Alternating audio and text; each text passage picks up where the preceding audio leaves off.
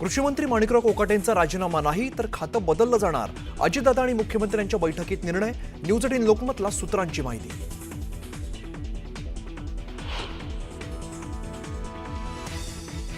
अजित पवार मुख्यमंत्र्यांच्या भेटीला गेले असताना धनंजय मुंडेही मुख्यमंत्र्यांच्या भेटीला. धनंजय मुंडेंची पुन्हा मंत्रिमंडळात एंट्री होणार का? भेटीमुळे चर्चेला उधाण.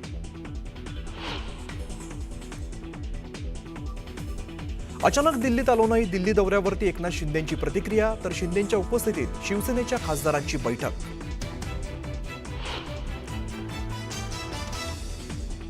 दोन 2008 मधील मालेगाव बॉम्बस्फोट प्रकरणातील सर्व आरोपींची निर्दोष मुक्तता. सबळ पुराव्यांअभावी साध्वी प्रज्ञा सिंह, कर्नल पुरोहित, समीर कुलकर्णींसह सर्व आरोपी निर्दोष.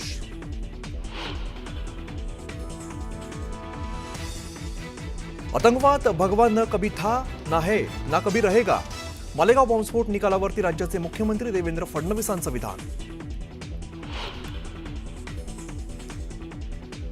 सर्वांना दोषमुक्त करण्याच्या एनआयए कोर्टाच्या निकालावर एमआयएमच्या जलीलांचा सवाल. मग दोषी कोण असा प्रश्न केला उपस्थित.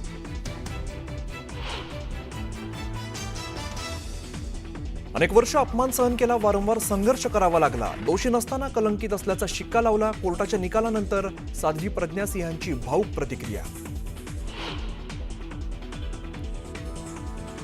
एनआयए कोर्टानं दिलेल्या निकालानंतर मालेगावमध्ये हिंदुत्ववादी कार्यकर्त्यांचा जल्लोष.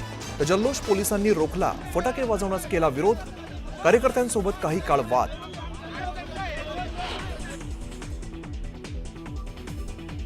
आणि पंतप्रधान नरेंद्र मोदी आणि गृहमंत्री अमित शहांची तातडीची बैठक सुरू. बैठकीला विशेष राजकीय आणि धोरणात्मक संदर्भ असल्याची शक्यता.